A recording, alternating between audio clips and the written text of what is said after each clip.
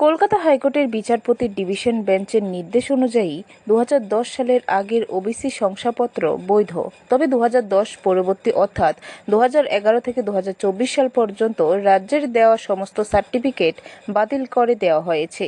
বৃহস্পতিবার প্রদেশ বিজেপি কার্যালয়ে সাংবাদিক সম্মেলন করে পশ্চিমবঙ্গের তৃণমূল সরকারের বিরুদ্ধে তীব্র নিন্দা জানান প্রাক্তন ওবিসি মোর্চার ভাইস চেয়ারম্যান সমীর ঘোষ। তিনি বলেন, এই ঘটনার তীব্র নিন্দা জানায় বিজেপি।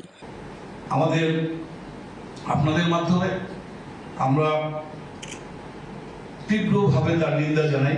পশ্চিমবঙ্গের মাননীয় মুখ্যমন্ত্রী বলছেন হাইকোর্টের এই নির্দেশ উনি মানবেন না। একজন সাংবিধানিক পদে বসে এরকম কথা কি করে বলেন, সত্যি আশ্চর্যের। আমরা একের পর এক মাননীয় মুখ্যমন্ত্রী এইভাবে সাংবিধানিক পদে বসে সংবিধানের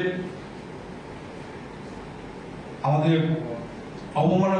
অবমাননা করে চলেছেন, সেই বিষয়টা আমরা তীব্র নিন্দা জানাই।